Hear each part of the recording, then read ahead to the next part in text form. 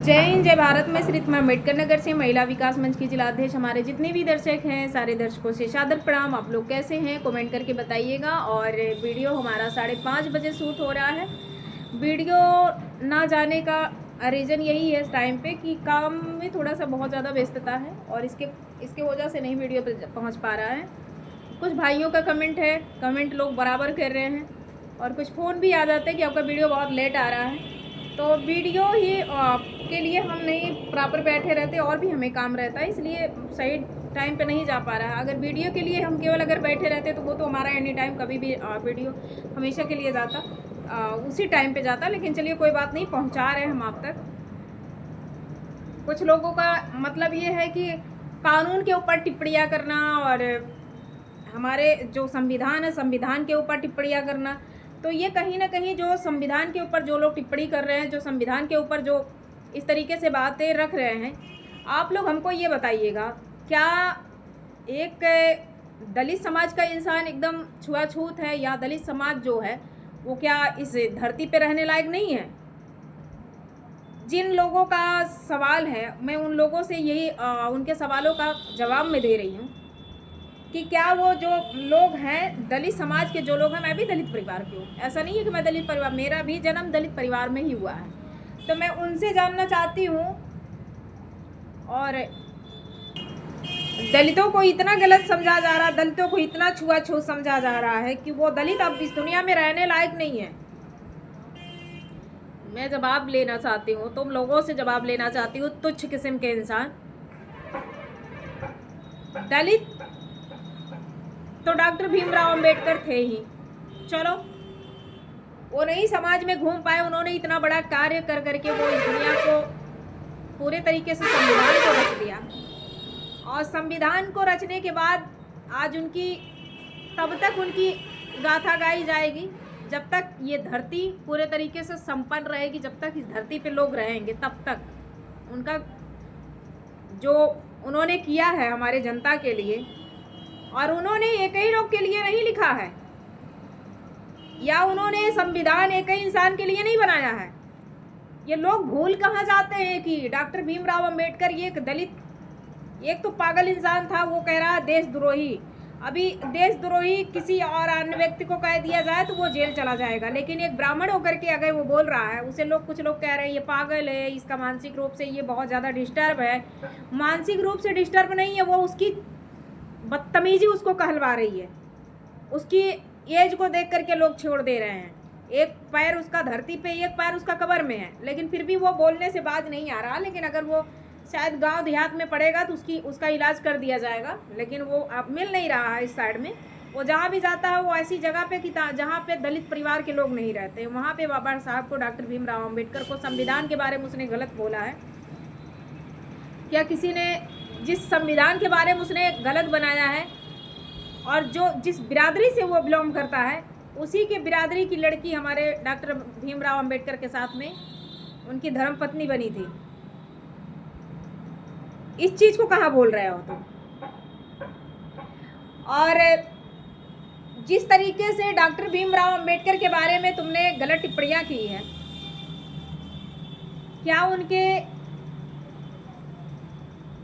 योग्य तुम हो, या उनके काबिल हो तुम?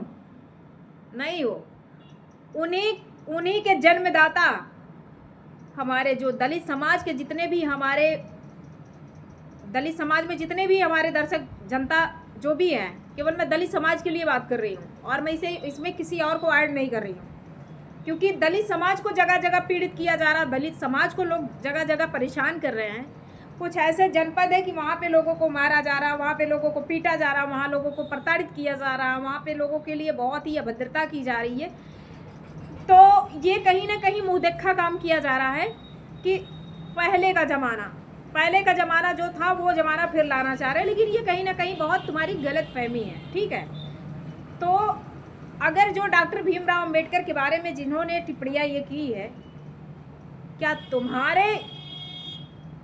तुम्हारे खानदान में, तुम्हारे बिरादरी से क्या कोई व्यक्ति पैदा हो सकता है कि जो उन्होंने तो जो किया वो जनता के हित के लिए किया, वो जनता के अधिकारों के लिए किया है? कुछ लोगों का सवाल रहता है कि इनको आरक्षण मिल गया है। तो अगर आपको आरक्षण लेना है तो आप दलित परिवार के बीच में आ जाओ। आपके घर में बहुत सारे मेंबर हैं, आप दलित परिवार के बीच में भेज दो, रीति रिवाज के साथ, पूरे हक अधिकार के साथ भेजो, उनको भी मिलेगा। ऐसा नहीं है कि नहीं मिलेगा। इस तरीके से उनके बारे में टिप्पणी कर करके तुम्हें क्या साबित हो जाएगा। सामाजिक तरीके से बात करो, उल्लंघन ना करो। उनको छल से मारा गया, उनको छल से धोखे के साथ उनके साथ धोखा किया गया था। क्या कोई मनबुद्धि है? किसी के पास दिमाग नहीं है, कोई सोच नहीं सकता, लेकिन कोई बात को छेड़ना नहीं चाहता है। संविधान के बारे में जिन्होंने गलत कहा है और जो लोग गलत अभी बना रहे हैं, वो एक बार नहीं, कम से कम 100 बार, सैकड़ों बार सोचे।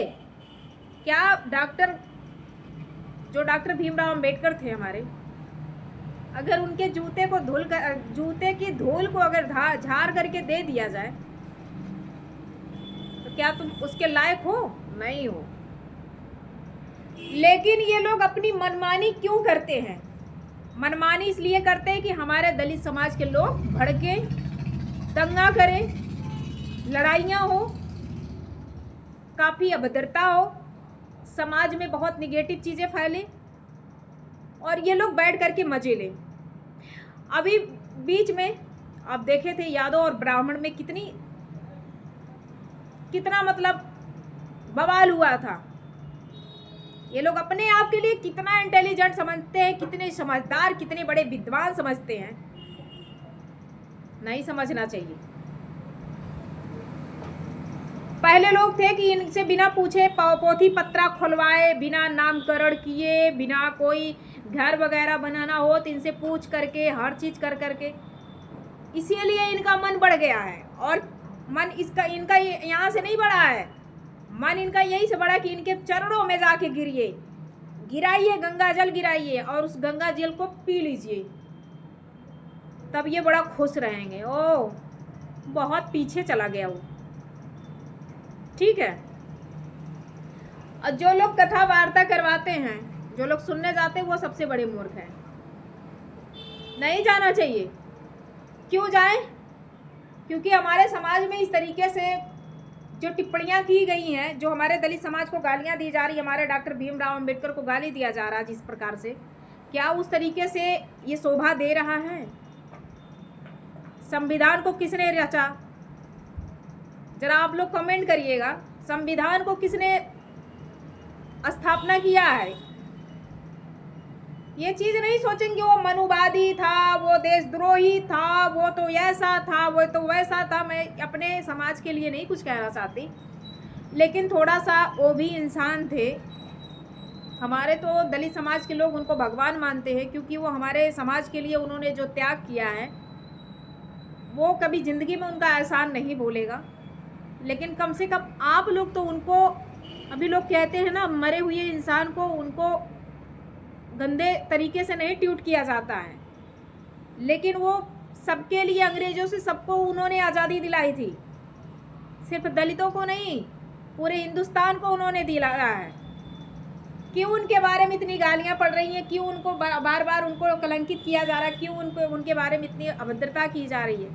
जहाँ पारा कोई ओ शाला, वो ये वो। अब बताइए, एक दलित समाज की एक बेटी 4 बार मुख्यमंत्री रह चुकी है। बताइए, वो भी तो एक दलित परिवार की थी। बहुत ऐसे महान व्यक्ति हमारे पड़े हैं कि जो उन्होंने अच्छा कार्य करके गए हैं। आप लोग ऐसा क्यों कर देते हैं कि मतलब लोगों को हर्ट हो, लोग परेशान हो?